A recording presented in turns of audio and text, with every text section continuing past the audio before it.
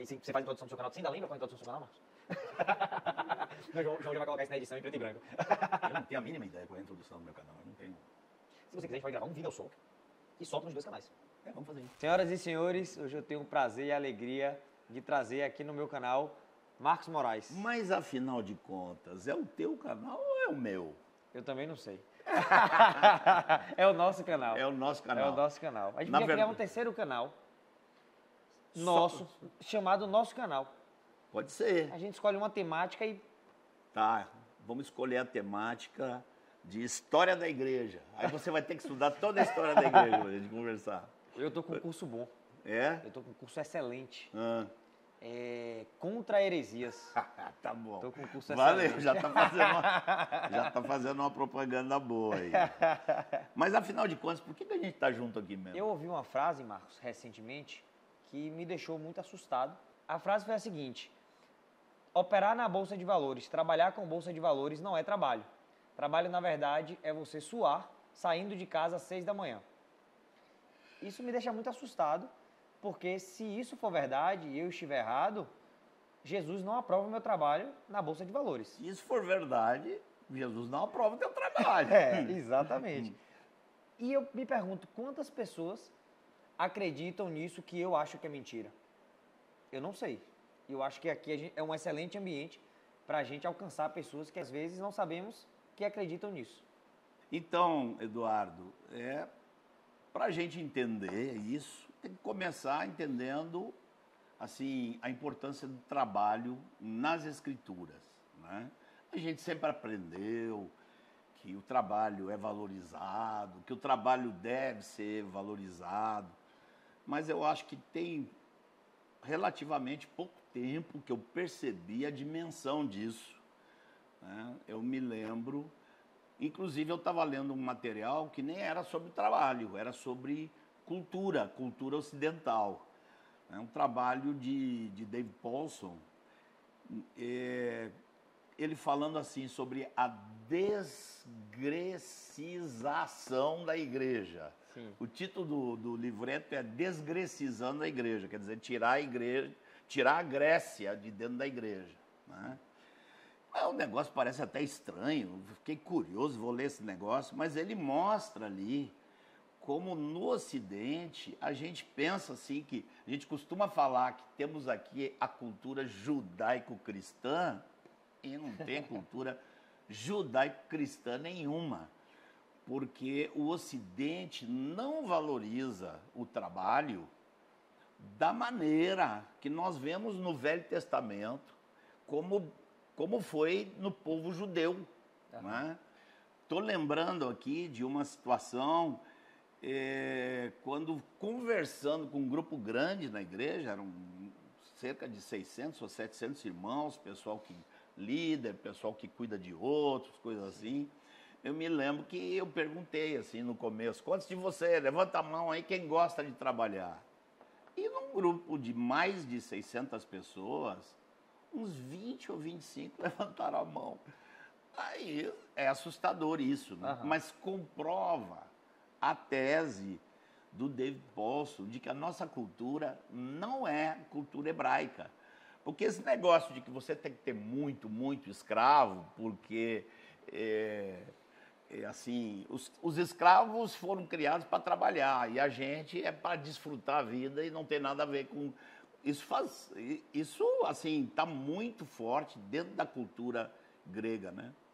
De maneira que a gente, em vez de dizer que tem uma cultura judaico-cristã, a gente tinha que dizer que tem uma cultura greco-cristã.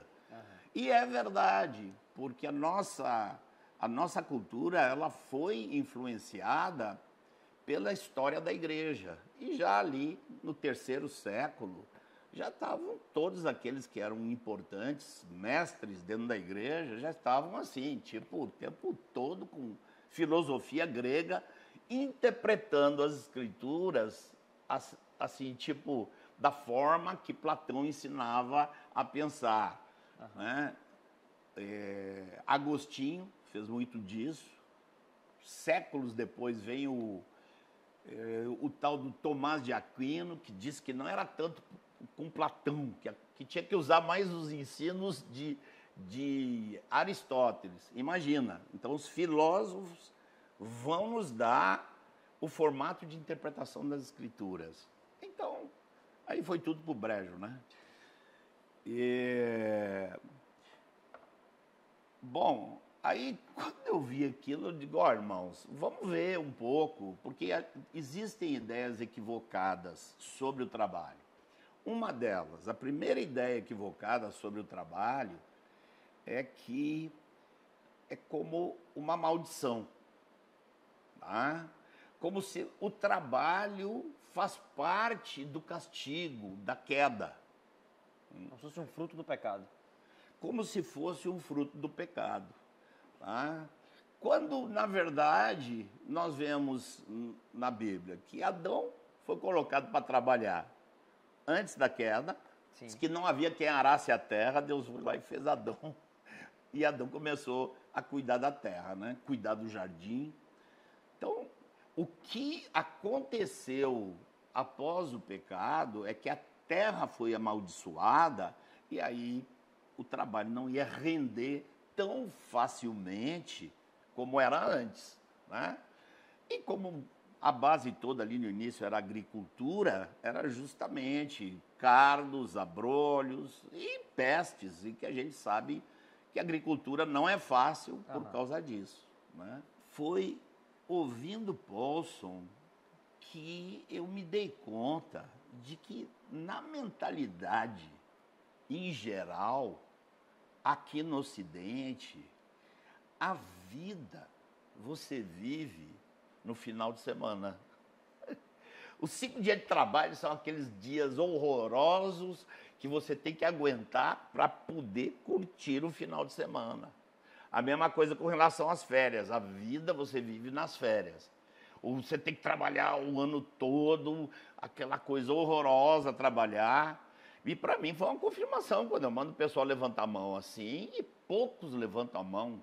Então, fica evidente que na mente deles todos, o trabalho não é uma bênção. Né?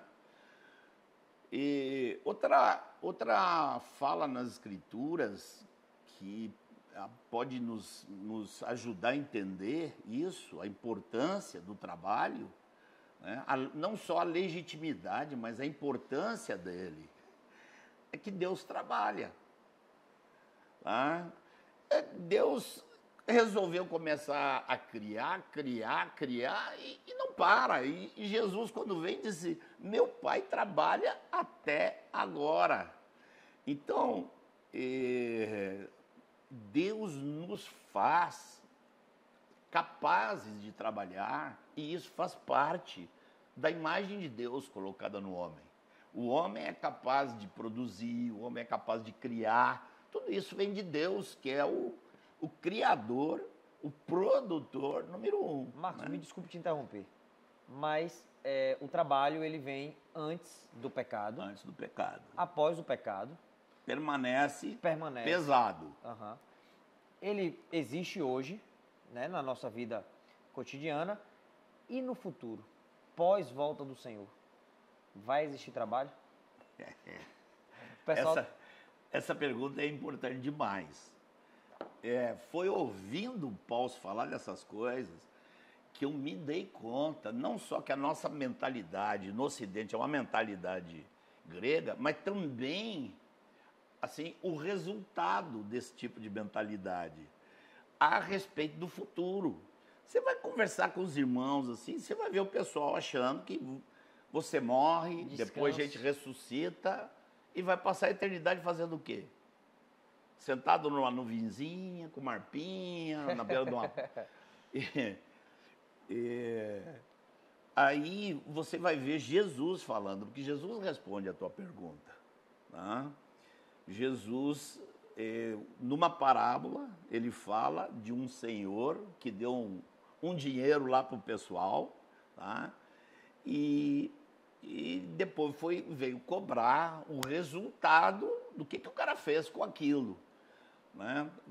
O pessoal está muito acostumado com a parábola dos talentos, mas essa é a parábola, eu acho que o nome da parábola lá no negrito, eu não me lembro, parece que é a parábola das 10 minas, uma coisa assim. Aham. Só que Minas ali não era mina de carvão nem mina de ouro, era a moeda. Jesus está se referindo a uma moeda, né? A questão ali é dinheiro.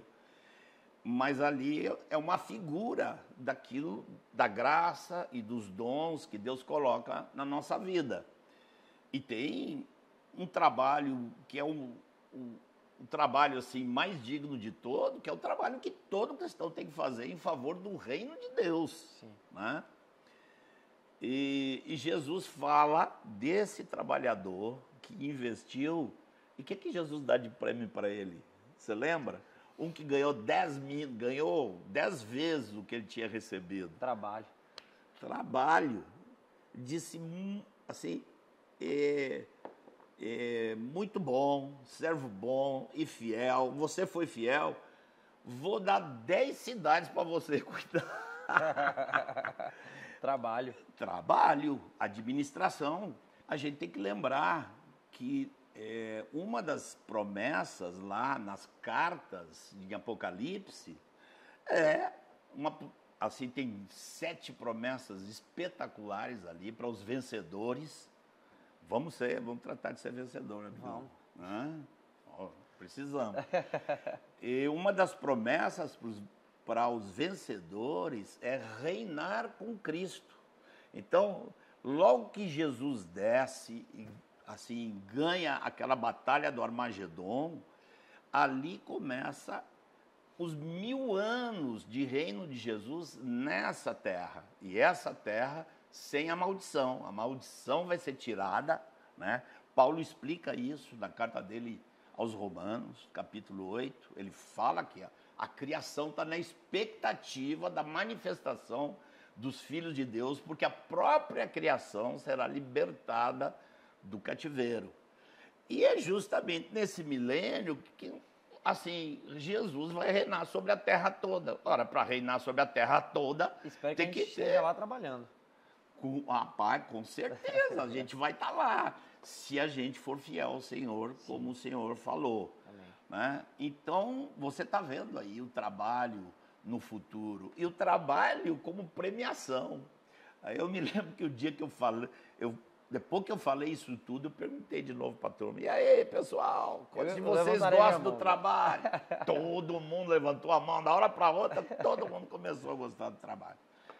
Mas você vê que foi a ação da palavra de Deus na mente dos irmãos, né? Agora, Marcos, assim, fugindo um pouco do tema trabalho, mas abordando um pouquinho rapidamente esse assunto da cultura grega inserida aqui no Ocidente, uma coisa que eu estava conversando com minha esposa outro dia, a gente tem um filhinho pequeno, é que é o seguinte, essa cultura ela é tão forte, eu não sabia que era essa cultura, que é muito comum a gente querer permitir doce apenas no final de semana, refrigerante só no final de semana, videogame só nos finais de semana. Então, isso meio que se insere desde de novo. Isso é uma prova que você está trazendo aí mais dessa mentalidade. É isso mesmo. Pai, eu nunca mais, depois que eu entendi isso, eu nunca mais falei em cultura judaico-cristã. Essa cultura não existe. Boa. Essa mentalidade não cabia em Israel. O que a gente vê na Bíblia é outra mentalidade. Essa mentalidade não cabia em Israel de jeito nenhum. Eu acho assim que a parte de trabalho ficou bem esclarecida. Agora eu vou fazer uma pergunta para você. Comércio. Existe comércio na Bíblia? Existe base bíblica para o comércio? Se comércio tivesse qualquer tipo de problema, Deus falaria, né? Sim. Eu ouvi um desses caras, um desses influencers, falando uma vez que a globalização... o globalismo é uma coisa nova. É querer um governo global. Agora, a globalização, ela começa no dia... A primeira vez que alguém botou uma mercadoria nas costas de um camelo para levar para outro lugar. É verdade. Tá? É verdade. Pessoal, assim, tipo assim, estou chutando aqui porque eu não conheço a história do comércio em detalhe, mas imagino, o cara morava lá no Eufrates, lá na Babilônia, ele sabia que ali pertinho, um pouquinho mais para o leste, tinha gente que fabricava seda. Né? Ia lá, pegava aquela seda, ficava 3 meses andando, correndo o risco de ser assaltado e tudo, para chegar lá no Egito, e ele, inclusive, podia até ter prejuízo, né? O bom comerciante. Então, está repleto disso, dessa realidade, nunca foi repreendida pelo Senhor. Né? E os judeus, cá para nós, são, tipo, assim, considerados os primeiros nessa questão, né? Eu costumo dizer que, lembra que quando Paulo conheceu Áquila e Priscila, ele conheceu porque eles tinham sido expulsos de Roma pelo imperador Cláudio.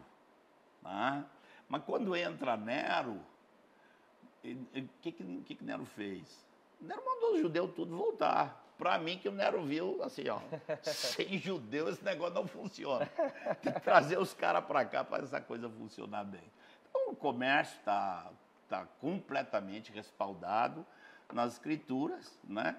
Porque se não fosse, não só você teria problema, mas todo mundo. Meu teu pai também. Teu pai. E uma boa galera. Mas, assim, eu acho que a questão acaba ficando, Eduardinho, assim, tipo, bolsa é o quê? Faz parte do comércio? É aposta? É aposta ou é comércio?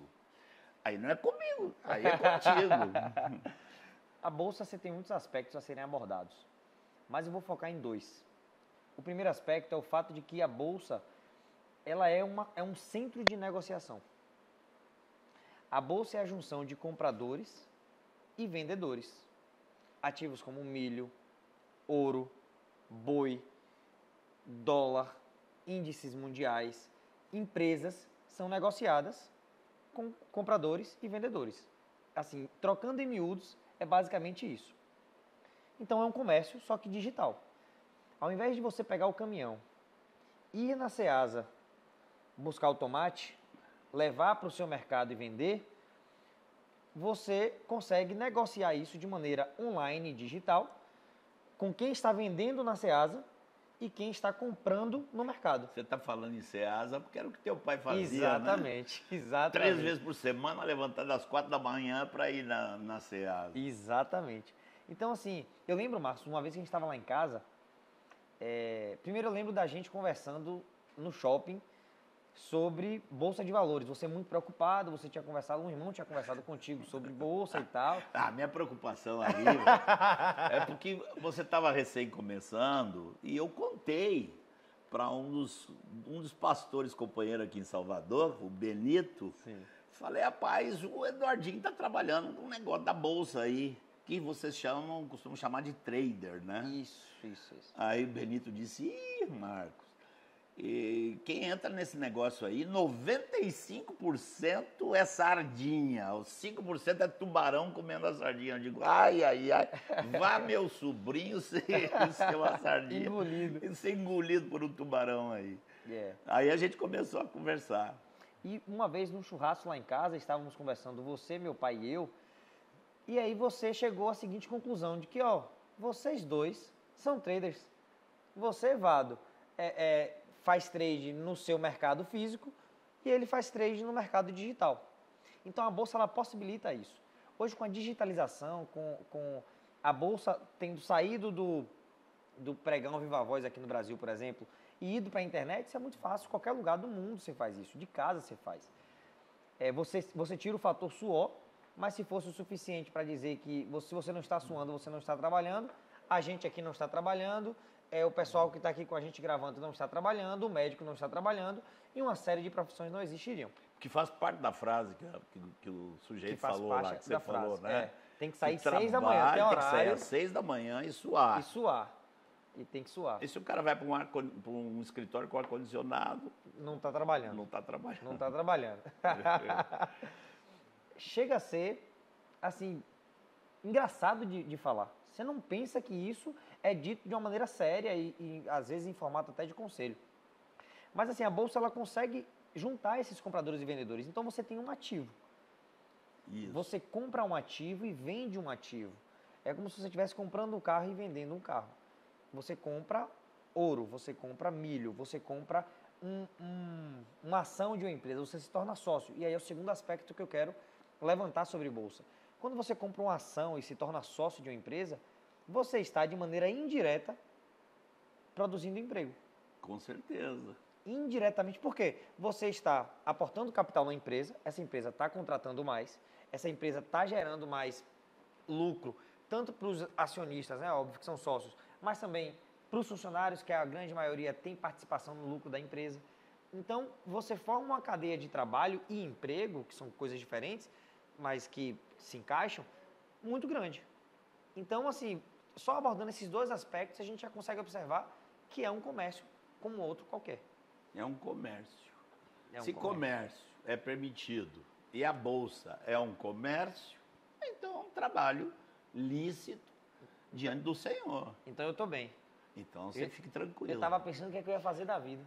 Com que é que eu vou trabalhar? Você tem que pensar o que você vai fazer com o dinheiro que você ganha, que você tem que investir no reino de Deus. Boa. E isso aí é importante. É excelente. Então, assim, esses dois aspectos, para mim, já eram suficientes de me trazer a verdade de que é um comércio como outro qualquer. Sim. O comércio está aprovado pelas escrituras. Então, para mim, tá tudo muito claro. Eu me lembro que eu fiquei... Primeiro eu comecei a te fazer perguntas, porque eu estava com medo que se você estava entrando numa fria. Sim. Tá? Depois, que ano foi isso? Você estava morando lá em Lauro de Freitas ainda? Foi antes antes de eu casar. Antes de Judá nascer. Antes até de eu casar. O churrasco foi antes de Judá nascer. Isso. E essa conversa, a primeira conversa da gente, pós-conversa com o Benito, eu era solteiro ainda. Então, isso foi 2019. Foi 2019. Tem 6 anos. Não foi na casa de Roberto Santos? Ali eu acho que já foi a segunda. Já foi a segunda. E aí a terceira foi essa lá em casa, que aí já deve ter uns 3 anos, mais ou menos. Uns 3 anos. 3 ou quase 4. Agora sim, eu comecei com essa preocupação. Depois, a minha preocupação era saber realmente se esse negócio era uma coisa realmente aceitável diante de Deus. Eu fiquei assim. E, de repente, quando eu vi que o que você fazia é o que você aprendeu com seu pai, só que seu pai ia na Ceasa e você vai no computador, a diferença é essa. Tá? Mas aí eu me tranquilizei. Agora eu estou lembrando de um outro episódio, aí eu acho que já foi 2023, foi depois. Já.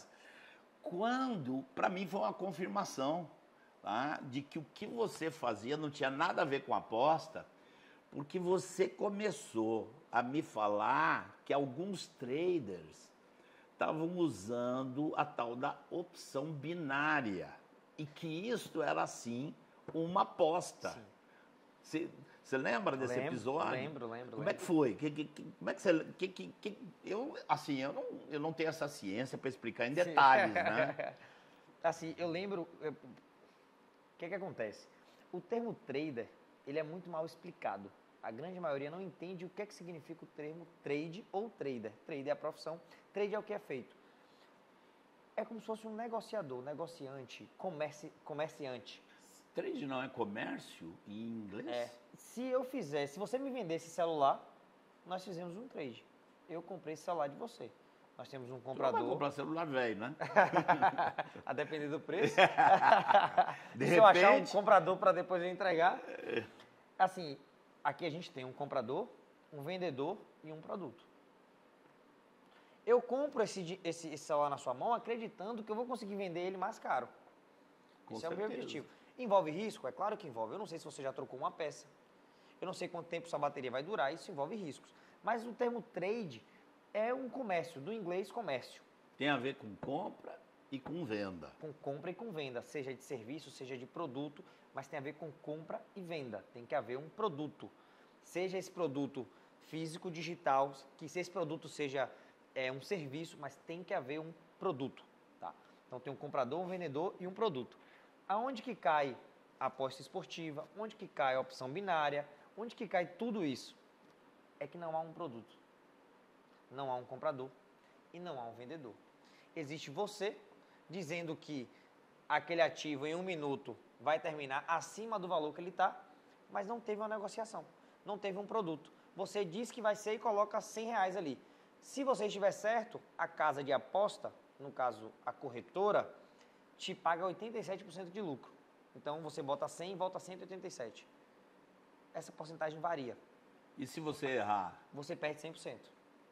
Você não comprou um ativo, você apostou nessa variação. Não é um ativo que pode subir um pouco de preço ou cair um pouco de preço. Não é. É uma aposta. Ou você perde tudo ou você vai ganhar uma bolada. Exatamente. Exatamente. Esse é o grande problema. É a mesma coisa que apostar no futebol.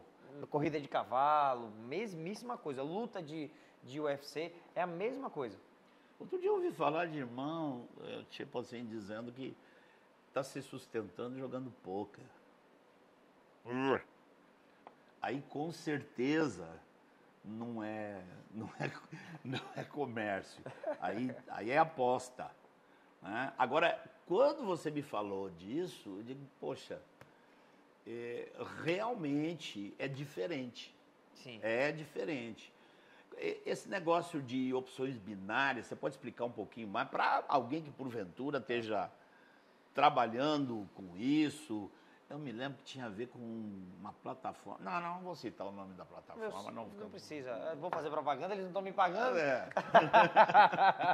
Nem se pagasse, a gente não faria propaganda desse pessoal. É verdade. Assim, ó, como é que funciona a opção binária? Para quem não sabe, ou para quem está inserido nesse contexto, não faz nem ideia.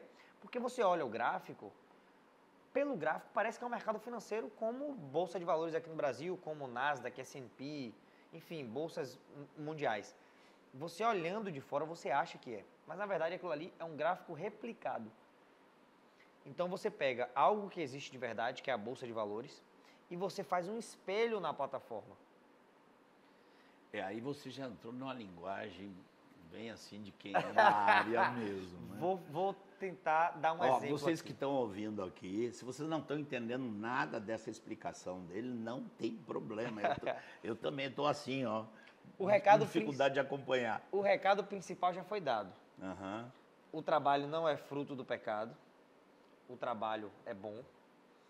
Comércio é trabalho. Comércio é trabalho. E você investir, operar na Bolsa de Valores é um trabalho digno também à luz das Escrituras. Pronto, essa era a nossa mensagem principal. E a utilidade desse trabalho, Sim, da Bolsa, é que está investindo nas empresas que estão gerando trabalho para a população. Né? Exatamente. Se você, de maneira indireta, gera esses empregos, sem dúvidas. Então, assim, fica um pouco mais técnico o papo agora, mas tudo bem. A gente analisa, a grande maioria analisa o mercado financeiro por gráficos. Quando você fala mercado financeiro, Bolsa de Valores, você pensa aquele gráfico subindo, descendo, é natural. A opção binária é aquilo ali, eles pegam as plataformas, é como casa de aposta, como as casas de aposta que tem por aí também, não vou citar os nomes, porque não estão me pagando e ainda que estivesse me pagando eu não citaria. Essas casas de apostas de opção binária, elas pegam esse gráfico que existe e replicam, é como uma aposta esportiva. Ele pega um jogo que está acontecendo e replica ali para que você faça a sua aposta do que vai acontecer. O Flamengo vai ganhar, o Palmeiras vai ganhar, o Bahia vai ganhar, é mais ou menos isso. A plataforma pega aquele gráfico que existe, o ativo que existe, então você tem uma sensação de que você está investindo, mas é só um espelho. E você diz, você aposta. Se eu tiver certo, eu ganho 87% de lucro. Se eu estiver errado, eu perco 100%. Por quê? Porque você não está comprando aquele ativo. Você está dizendo que vai fechar em 1 minuto, 5 minutos, 20 minutos, acima do preço que ele está agora. Então, é uma aposta como você apostar em jogo de futebol e tal. Sim. É a mesmíssima coisa. Eles pegam algo que existe e replicam como se fosse uma verdade. Mas muitas pessoas estão no engano. Eu lembro que a gente bateu um papo uma vez com um irmão que estava trabalhando com isso. Que estava trabalhando com isso, não fazia ideia. Primeiro, de que era uma aposta. E segundo, não fazia ideia do risco que ele estava correndo, porque como é uma plataforma, ela pode travar o seu saque. É como você colocar dinheiro numa casa de aposta esportiva. Você ganhou. E se a plataforma não quiser te pagar? Você não tem CVM, você não tem Banco Central. CVM é a Comissão de Valores Imobiliários, que é quem regula o mercado financeiro aqui no Brasil.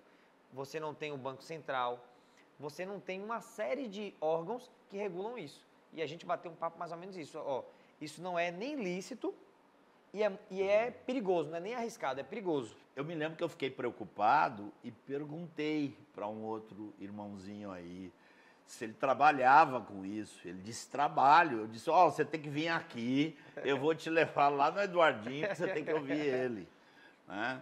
Porque, é tipo assim, para mim foi a confirmação final de que a Bolsa não tem nada a ver, né? A compra e venda na Bolsa é comércio, não tem nada a ver com aposta, que era a preocupação.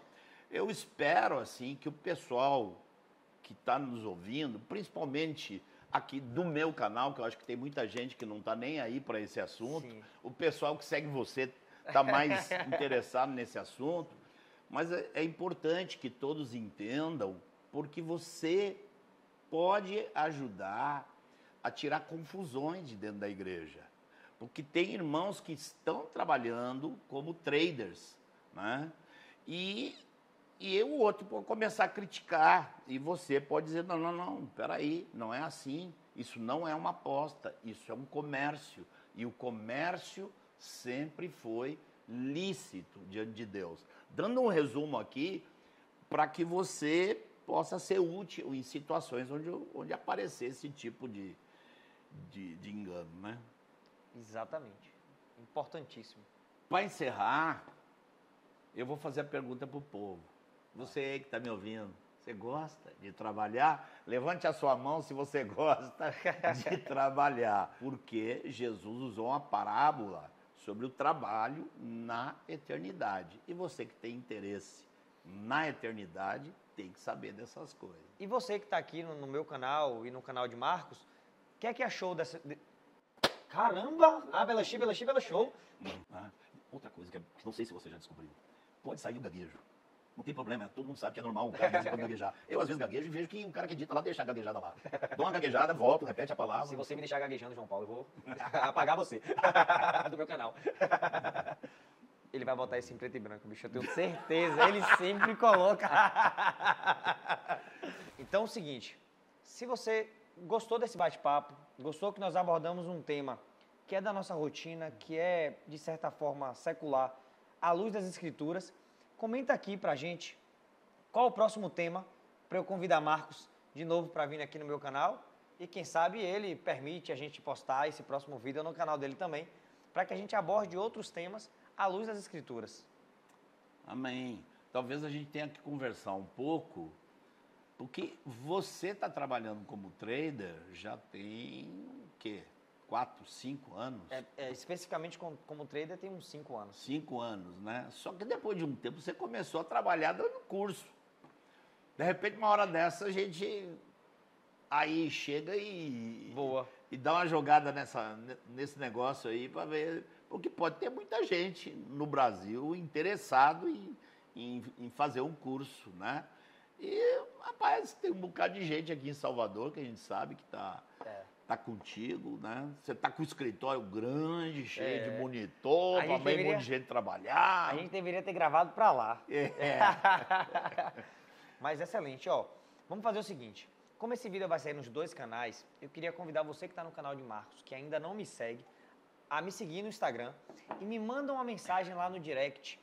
Provavelmente vai ter algum story lá rolando, pode responder o story ou mandar realmente um direct, dizendo assim: vim pelo canal de Marcos Moraes e queria conversar com você sobre trade. E eu vou, pessoalmente, te responder, tirar suas dúvidas e quem sabe eu posso te ajudar nessa sua caminhada dentro do mercado financeiro, seja investindo, seja operando, mas eu posso te ajudar nesse sentido. Marcos, eu queria agradecer a sua presença, o seu tempo que é escasso e você dedicou em vir aqui gravar o vídeo para o nosso canal. Muito obrigado, meu amigo. Amém. Ó, estou muito feliz de estar aqui com você. A gente tem tido uma aproximação, já tem uns 2 anos. Vamos adiante. É verdade. Vamos adiante nisso aí. O primeiro vídeo que eu gravei para o YouTube foi no seu canal. Aquele que a gente gravou lá em Cascavel. Você lembra do título? Legado. Isso, você contou alguma coisa sobre o seu pai. Foi. Que o trabalho que você fazia era um legado que você tinha recebido do seu pai. Exatamente. Foi, exatamente. Eu vou colocar na descrição aqui do vídeo o link desse vídeo que saiu há uns 6 meses no canal de Marcos Moraes. Vou deixar o link do canal de Marcos aqui também, para quem tiver no meu canal.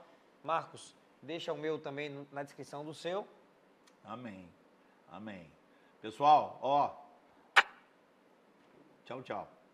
Forte abraço para vocês. Até a próxima.